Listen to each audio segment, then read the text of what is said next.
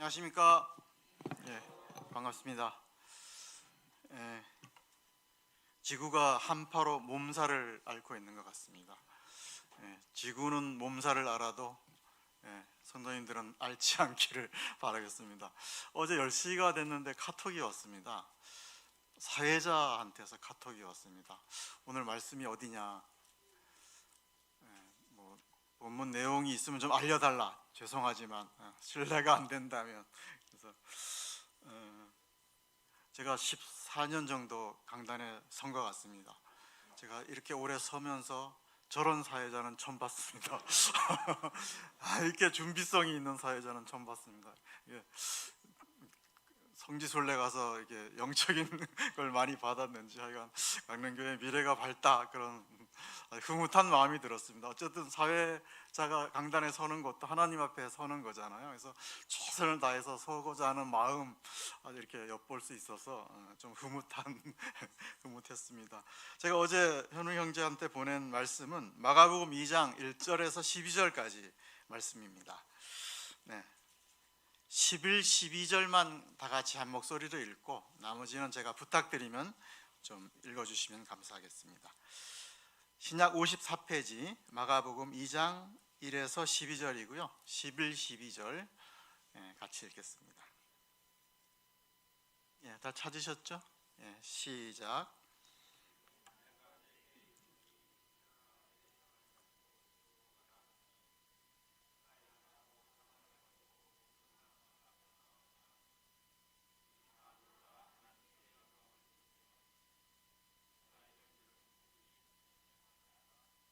감사합니다. 마가복음의 저자는 물론 마가죠. 마가는 큰 망치, 그런 뜻이 있더라고요. 우리는 이런 이름을 쓰지 않죠. 임망치, 최망치 이러면 조폭 느낌이 나잖아요. 근데 유대인들은 이런 망치란 이름을 좋아하는 것 같아요. 그 BC 167년에 일어난 유대 민족 독립운동을 주도한 메카피가 있죠. 이 사람의 이름이 이 망치, 같은 망치, 망치입니다. 마가복음은 이제 AD 65년에 기록을 했고요. 하여간 본문은 주일 학생도 잘 아는 그런 말씀입니다. 성경에는 이제 특히 어떤 마비가 된 중풍병자가 많이 나오죠. 그래서 이거는 어떤 영적인 의미가 있습니다. 율법에 붙잡혀서 꼼짝하지 못하는 그 유대인들을 상징하는 병자이기 때문에 특히 마비가 된 중풍병자가 많이 나온다고 할 수 있습니다. 그래서 오늘 본문은 하여간 스릴이 있고 스펙터클한 그런 내용입니다. 1, 2절을 한번 읽어보겠습니다. 시작.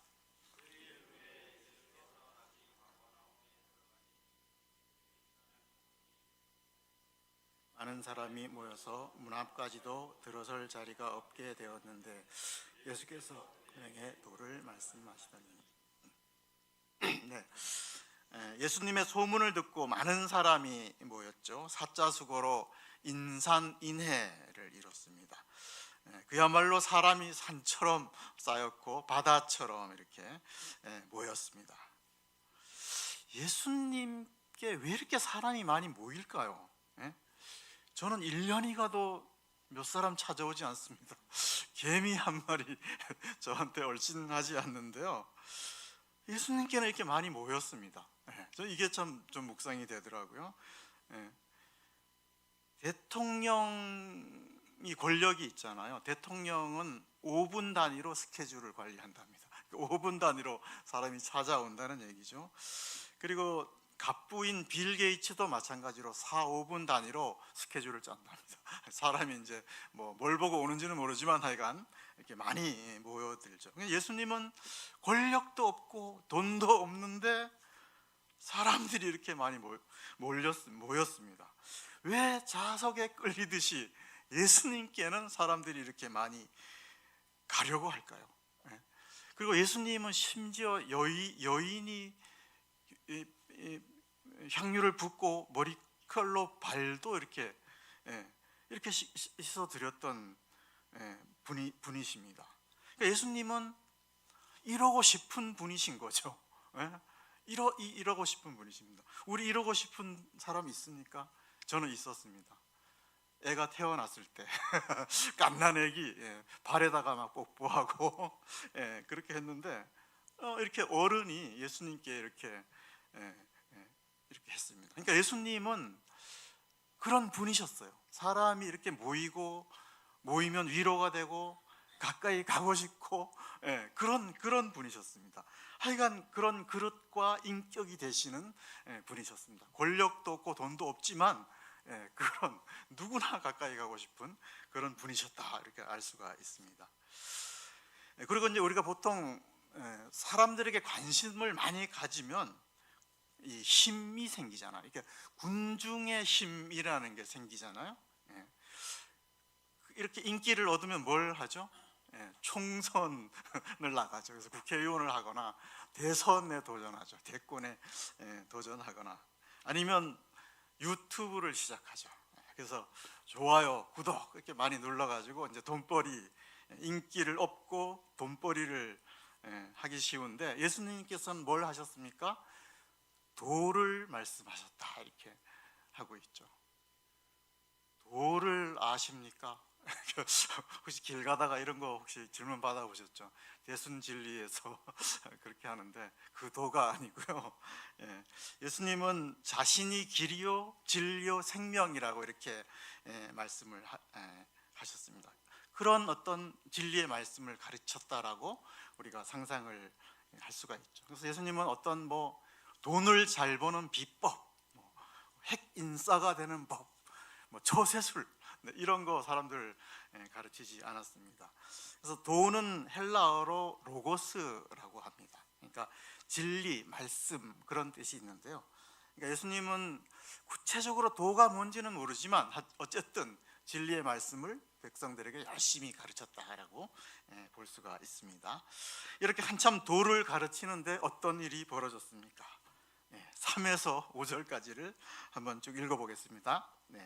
5절까지 시작.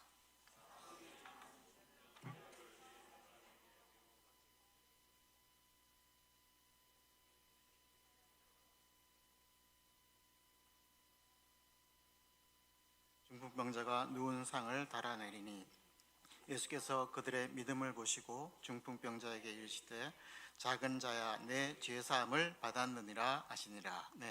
남의 집 지붕을 뚫고 병자를 달아내린 사건이죠. 이들의 행동에 용감한 시민상을 줘야 할까요? 표창을 해야 할 행동입니까? 표창장 줘야 됩니까? 이들의 행동에? 제가 보기에는 상식적으로 얌체 같은 행동이 아닌가 그런 생각이 들더라고요. 그래서 제가 이 사람들이 오늘날 실정법을 어떤 걸 어겼나 이렇게 좀 찾아봤습니다. 그러니까 5가지 제목이 나오더라고요. 첫째는 주거 침입죄, 그 다음에 두 번째는 새치기죄, 경범죄도 있고요. 재물 손괴죄, 지붕 뚫었으니까 예배 방해죄도 걸리더라고요. 그리고 환경오염죄, 이렇게 5가지 제목이 나왔습니다. 새치기 하지 마십시오. 경범죄로 처벌받습니다. 그리고 예배 방해죄도 있다는 거 아십니까? 형법 제158조에 보면 설교를 방해한 자는 3년 이하의 징역 또는 500만 원 이하의 벌금에 처한다고 나옵니다. 저의 설교가 약간 지루하더라도 조금만 참으십시오. 3년 이하 500만 원 기억해 주시고 조금만 참으시면 좋을 것 같습니다. 이 지붕에 큰 구멍이 뚫리고 흙이 떨어지고 먼지가 연기처럼 피어오르고 시체 같은 병자가 이렇게 중간에 이렇게 내려오는 장면을 한번 상상해 보십시오. 정말 시체인 줄 알고 놀라서 기절하는 사람도 있었고, 그 새치기 한다고 막 비난하는 사람도 있었을 것이고, 정말 분위기는 한마디로 난장판이었을 것 같습니다. 집주인의 마음은 어땠을까요? 집주인 112로 바로 신고하고 싶은 마음이었을 거예요. 만약에 이게 정말 신혼집이었다면 어떨까 합니까? 구멍 뚫어서 비 오는 데서 정말 신혼살림 할 수밖에 없었겠죠. 근데 예수님도 3년 이하의 징역과 500만 원의 벌금을 물렸을까요? 아니죠. 본문에서 읽은 바와 같이 예수님은 이들의 믿음을 보시고 소자야 하고 이렇게 말씀을 하셨죠. 소자는 영어로 마이선입니다. 마이선. 작은 자야가 아니고 마이선. 그러니까 나의 아들아 이렇게 예수님께서 불러주셨고요. 이 호칭은 아버지가 아들을 가장 사랑스럽고 따뜻하게 불러주시는 그런 말씀입니다. 그러니까 예수님은 겉모습보다는 속을 보시는 분이신 거죠. 그러니까 보이지 않는 믿음을 보시는 예수님이십니다.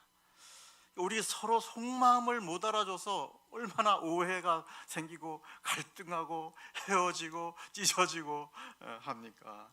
근데 예수님은 마음 중심을 보시고 마음을 읽는 분이시다라는 것을 알 수가 있습니다. 근데 그 다음이 굉장히 이상한 거죠. 예수님이 믿음을 보시고 이제 병을 고쳐 주셔야 맞죠. 근데 죄사함을 이제 선포를 하십니다. 그러니까 중풍병자에 정말 시급한 것은 병을 낫게 해주는 게 이제 시급하죠. 그리고 중풍병자는 오늘 예수님을 처음 만났죠. 그러니까 처음 본 사람한테 예수님은 너의 죄를 용서해 주시겠다 이렇게 말씀을 하셨죠. 그러니까 예수님은 중풍병자에게 어떤 손해를 직접적으로 입은 적도 없는데 본인이 대단한 피해를 입은 사람처럼 말씀을 하시는 거죠. 그리고 나는 그 피해를 입은 거를 용서를 하겠다 이렇게 이제 선포를 하시는 겁니다. 이거는 예수님의 존재에 대해서 두 가지의 가능성이 있는 거죠. 첫째는 정신병자시죠. 만난 적도 없는데 용서하겠다 이러니까 정신병자 취급 받을 수 있고, 또 한 가지는 창조주 하나님이면 이렇게 말씀하실 수 있는 겁니다. 그러니까 예수님은 창조주로서 절대적인 선이신 거죠. 그래서 모든 인류는 이 선의 기준에 맞게 살아야 하고, 이 기준에 미치지 않기 때문에 죄인이 성립을 하는 것입니다. 그래서 이제 우리 로마서에는 의인은 없나니 하나도 없다 이렇게 말씀을 하고 있고, 죄 때문에 죽음이 왔고 죽음의 증상들 때문에 병이 나타난 것입니다. 이렇게 연결이 되는 거죠. 그래서 예수님의 시각으로는 중풍병자는 병보다는 더 근원적인 죄 문제가 시급하다라고 말씀을 하시고 있습니다. 이제 이 부분을 조금 더 진행을 시키면요, 예수님은 죄 사함을 선포하시기 위해서 이 땅에 오셨습니다. 그리고 십자가에 죽으시고 부활하시고 승천하셨습니다. 이제 예수님은 다시 오실 예정이시죠. 예수님이 오시기까지 4,000년의 역사가 흘러갔었습니다. 그리고 십자가 이후에 2,000여 년의 역사가 지금 서사가 흘러가고 있습니다. 올해가 벌써 2024년이죠. 왜 예수님이 이 땅에 오셔야 했고, 하나님은 이렇게 6,000년이라는 서사가 구원 역사에 필요했을까요? 그래서 이제 우리가 이제 왜 오셔야 했는가, 이거를 신학적으로 많은 설명이 있는데 제가 한 가지 좀 색다르게 말씀을 드려보겠습니다. 그러니까 하나님이 가지고 계신 것만 인간에게 주실 수가 있습니다. 그래서 제가 예를 하나 들면, 제가 이제 초등학교 때 1년 일찍 들어갔어요. 그래서 굉장히 어린 나이에 학교를 들어가가지고 한글을 잘 못했습니다. 그래서 저희 엄마가 한글을 가르쳐 주더라고. 연필을 제가 지으면 그 연필을 잡고 이렇게 많이 글씨를 이렇게 써줘가지고 이제 한글을 띄게 했다라고 이제 저한테 계속 얘기를 하십니다. 근데 어머니가 한글을 모르면 저한테 한글을 가르쳐 줄 수가 없는 거죠. 그래서 요거를 좀 상상을 해보시면, 하나님께서도 사랑을 가지고 계시기 때문에 인간에게 사랑을 주셔서 사랑을 할 수 있는 인간의 존재가 된 거고, 창조 능력이 하나님도 가지고 계시기 때문에 인간에게 창조 능력을 주셔서 창조하고 과학 기술을 발전시킬 수 있는 거죠. 근데 하나님께서 가지고 계시지 않은 게 있습니다. 그게 제가 방금 말씀드린 인간의 편에서 죄인처럼 되셔서 직접 죽어보시고 부활하신 경험은 하나님은 가지고 계시지 않으신 거죠. 그래서 예수님이 이 땅에 오실 수밖에 없고 십자가에 죽으실 수밖에 없고 부활하신 경험을 가지게 된 거죠. 그래서 그 경험을 우리에게 주실 수 있게 되신 것입니다. 그래서 우리에게 이런 경험을 주시는 방법은 직접적인 방법이 아니라 본문에처럼 믿음을 통해서 이제 주실 수 있는 것이죠. 그러니까 믿음이라는 통로를 통해서 죄를 위해서 죽고 부활한 경험을 우리에게 넣어주시고 새로운 영적인 생명을 주시는 방식이 바로 구원 역사라고 할 수가 있습니다. 그리고 왜 6,000년의 이 서사가 필요하셨을까? 여기에 대해서 좀 많이 묵상을 해봤는데요. 저는 답변이 안 나오더라고요. 하나님께서는 정말 그렇게 크신 분이시고 기독교가 결코 단순한 종교가 아니라는 거죠. 6,000년이 필요할 만큼 그만큼 다양하고 복잡한 그런 거라고밖에 저는 이제 결론이 안 나왔고요. 그리고 또 하나님 편에서는 이 6,000년의 서사가 그렇게 긴 기간은 아니시죠. 1,000년이 1년 하루로 이제 보시니까. 그래서 왜 6,000년의 서사가 필요하셨는가는 제가 여기까지만 묵상을 해서 거기까지만 말씀을 드리겠습니다. 우리가 4명의 친구에게서 배울 점이 있겠죠. 왜 이렇게 중풍병자를 고치려고 했을까요? 중풍병자가 빚을 많이 져서 빨리 고쳐서 빚 받으려고 이렇게 했을까요? 중풍병자에 대한 따뜻한 인간의 그런 거죠.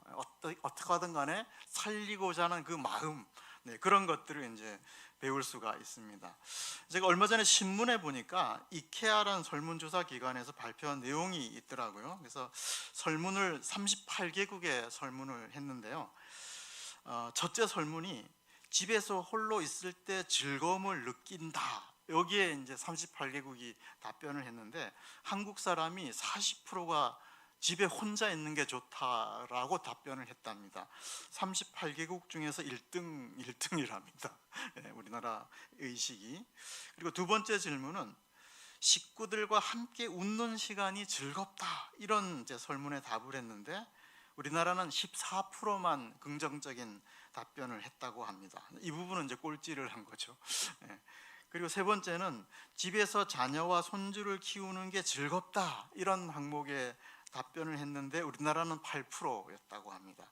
세계 평균은 22%였습니다. 그래서 이런 어떤 결론을 발표를 하면서 우리 사회가 굉장히 개인주의적인 성향이 미국이나 유럽보다 더 지금 앞서간다, 이렇게 결론을 내렸다 그러고요. 그리고 우리 사회를 파편화된 사회, 나노 사회, 이렇게 이제 보도를 했습니다.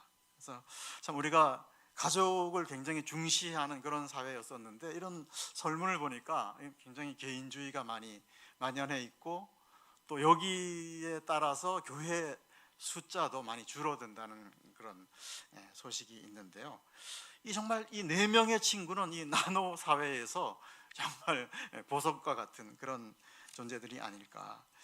또 그 땀을 뻘뻘 흘리면서 예수님에 메고 왔잖아요.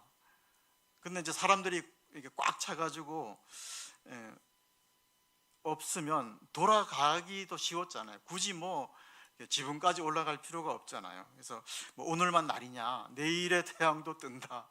하나님은 환경으로 말씀하신다. 환경이 지금 아니야. 그리고 이제 집으로 돌아갈 수도 있었는데 정말 믿음으로 지붕 위에 올라가서 구멍을 뚫는 그런 정말 겨울 한파도 녹일 수 있는 이 뜨거운 사랑, 배울 수 있지 않는가. 예수님께만 데려가면 고칠 수 있다는 그 믿음, 이것도 이들의 4명에게서 배울 수 있지 않는가, 그런 생각을 해봤습니다. 6, 7절을 보겠습니다. 6, 7절을 같이 읽겠습니다. 시작.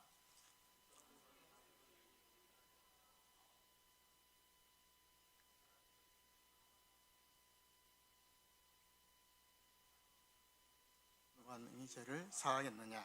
감사합니다. 우리가 잘 아는 서기관들이 나오고 있죠. 그래서 이들은 예수님을 신성 모독죄로 걸어서 이제 걸려고 마음속으로만 생각을 했는데, 예수님께서는 이 속마음까지도 다 들여다 보시고 선제 대응을 하시죠. 그 다음에 8에서 10절까지인데 제가 한번 읽어드리겠습니다. 그들이 속으로 이렇게 생각하는 줄을 예수께서 곧 중심에 아시고 이르시되 어찌하여 이것을 마음에 생각하느냐. 중풍병자에게 네 죄사함을 받았느니라 하는 말과 일어나 내 상을 가지고 걸어가라 하는 말 중에서 어느 것이 쉽겠느냐. 그러나 인자가 땅에서 죄를 사하는 권세가 있는 줄을 너희로 알게 하려 하노라 하고 중풍병자에게 말씀하시되. 그러니까 예수님은 이들의 마음의 소리만 들으시고 만천하에 이제 공개를 하고 계시는 거죠. 그리고 이제 공개적인 질문을 하시죠. 병고침과 제사함이 어떤 것이 쉬운지 이렇게 물으시죠. 그러니까 이 질문은 예수님 입장에서는 둘 다 쉽다는 겁니다. 둘 다 쉬운데 어느 것이 더 쉽냐 이렇게 이제 물어보시는 거고요. 우리 사람의 입장에서는 둘 다 어렵죠. 제사함은 하나님만 선포하실 수 있는 거고, 병은 뭐 기적적인 일이, 눈에 보이는 일이 일어나야 되니까 둘 다 어려운 거고, 또 눈에 보이느냐 안 보이느냐의 관점에서 볼 때는 일어나 걸어가라가 더 어려운 거죠. 그래서 증명이 바로 돼야 되니까. 그래서 그 예수님께서 왜 이런 질문을 하시는가 이렇게 좀 의도를 생각해 보면, 첫째는 이제 병의 원인이 죄사함이라는 것을 어떻게 하든 간에 예수님께서는 인식시키고자 하는 마음이 있었던 것 같습니다. 그러니까 예수님은 죄사함과 병을 계속 연관시키려는 그런 의도가 있었습니다. 그러니까 육체의 질병보다는 영적인 질병이 더 중하다는 그런 메시지를 계속 예수님은 주고 싶은 것이고요. 두 번째는 서기관들도 좀 돕고자 하는 마음이 계셨던 것 같습니다. 그래서 이런 반문을 하셨던 것 같습니다. 누군가를 판단하고 누군가를 잡아 죽이려고 하는 애쓰는 이 마음으로 사는 게 과연 행복할까요? 정말 이 서기관들도 그 마음이 참 어두웠을 것 같습니다. 그래서 예수님을 잡고자 하는 마음을 좀 돌이켜서 이런 질문을 하시면서 예수님 자체에 좀 관심을 갖도록 이런 질문을 하셨으리라고 생각이 듭니다. 그 다음에는 아까도 한번 읽었는데 11, 12절 같이 한번 읽어보겠습니다. 시작.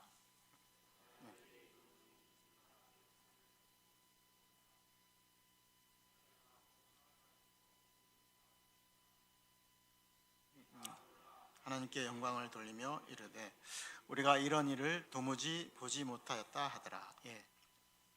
예수님은 중풍병을 단번에 낫게 해주심으로 해서 제사함의 선포를 하실 권세가 있다는 것을 입증을 하셨죠. 그러니까 하나님이신 것을 일어나 걸어가게 하는 사건을 통해서 이제 입증을 하셨습니다.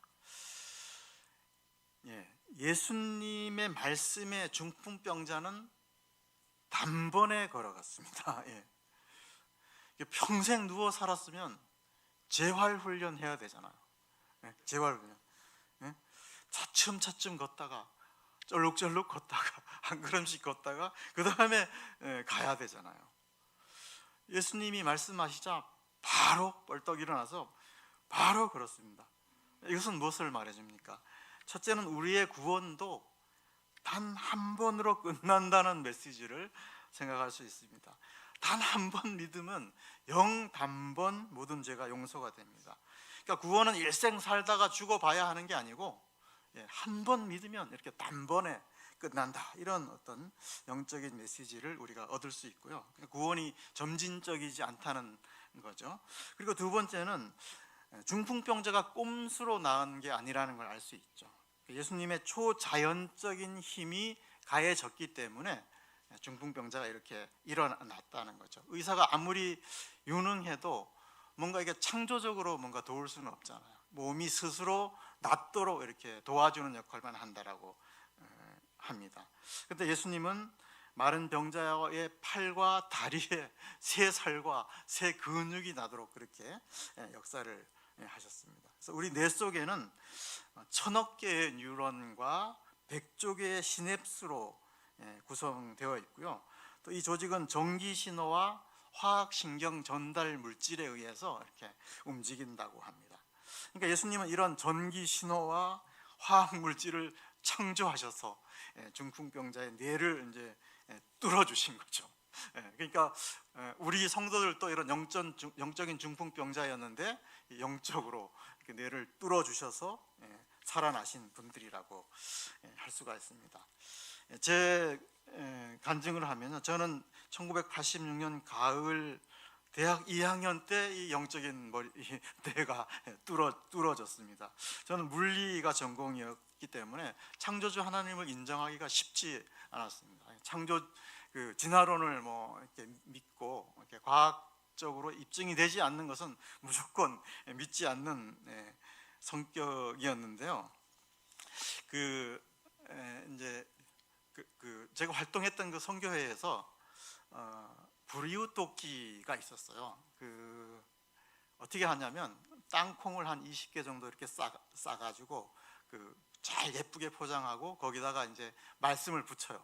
그래가지고 그거를 이제 한 박스씩 해가지고 2명씩 나가서 팔았습니다. 네, 우리가 공화원 돕고 양로원 돕는다 하면서 대학생이라 그러면서 그걸 팔았어요. 근데 한 20배 정도 뻥튀기해서 팔았습니다. 그래서 그 이익금으로 이제 고아원을 돕고 이렇게 하는 거였는데, 저는 아시다시피 꼬다는 보리짝형이잖아요. 사람들 만나는 거 되게 두려워하고 앞에 나서기를 싫어하는데 정말 나가기가 죽기보다 싫더라고요. 근데 이제 다 한꺼번에 나가니까 정말 또 형제의 과오가 있잖아요. 그런 거 구겨질까봐 하여간 울며 겨자 먹기로 따라 나갔는데 굉장히 가난한 동네에 가서 이제 팔았어요. 막 술집에도 들어가고 막 이렇게 팔았는데 정말 2시간 만에 이거 다 팔았어요. 잘 사주더라고요. 그냥 막 이렇게. 그래서 저는 이제 그때는 하나님을 몰랐었는데 그런 활동을 하면서 그때 이제 창세기 말씀을 좀 알았거든요. 그래서 하나님께서 인간의 어떤 성품 속에 어쨌든 타락했지만 선한 성품을 심어 놓으셨다. 하나님을 닮은 존재로 만드셨다. 이걸 어렴풋이 알고 있었는데 그걸 팔면서 이 창조주 하나님이 살아계시는구나, 그런 거를 인정하게 됐어요. 그걸 통해서. 그래서 그걸 통해서 저희는 영적인 뇌가 뚫려가지고 하나님을 믿게 되고, 정말 초자연적인 힘, 절대적인 선을 가지고 위에서 우리를 내려다보시는 창조주가 계신다. 그걸 이제 마음 깊이 이렇게 영접하게 됐었습니다. 그래서 저의 영적인 머리는 그때 뚫렸다라고 말씀을 드릴 수 있습니다. 결론적으로 오늘 제목과 같이 인생의 해답은 예수님이십니다. 본문의 중풍병자도 그렇고 몰려든 군중들도 그렇고 중풍병자 친구들도 인생의 해답은 예수님이십니다. 오늘 본문과 같은 내용이 마태복음 9장 2절에도 나오는데요. 여기에는 소자야 안심하라, 안심하라라는 말씀이 추가되어 있습니다. 그러니까 인간의 내면에는 근원적인 불안이 있다는 거죠. 그래서 그 불안에는 이유가 있는 거죠. 바로 초자연적인 힘, 절대적인 선으로 내려다보고 계시는 이 하나님이 지켜보시기 때문에 우리가 선하게 살지 못하면 그 선하게 살지 못한 것에 대한 벌 받을 것 같은 근원적인 불안이 있습니다. 이게 죄인의 특징이죠. 근데 이제 예수님을 통해서 죄 사함을 받으면 누구든지 그런 근원적인 불안이 없어진다고 할 수 있습니다. 그래서 예수님은 지금도 말씀하십니다. 소자야 안심하라. 소자 대신에 본인의 이름을 넣어주시면 될 것 같습니다. 그래서 우리 올 한 해도 이 예수님 안에서 정말 불안이 없는 삶, 당당하게 걸어가는 삶을 살 수 있기를 기도하면서 저의 메시지는 여기서 줄이겠습니다. 기도하겠습니다. 아버지 하나님, 영적인 병자 같은 우리에게 죄사함을 주시고 또 살려주신 은혜를 인해서 감사를 드립니다. 올 한 해에도 우리 명지로교회 모든 성도가 인생의 해답이 되시는 예수님 안에서 당당히 걸어가는 삶을 살 수 있도록 인도하여 주시옵소서. 귀한 말씀 교제를 감사드리오며 예수 그리스도의 이름으로 기도하였습니다. 아멘. 네, 감사합니다.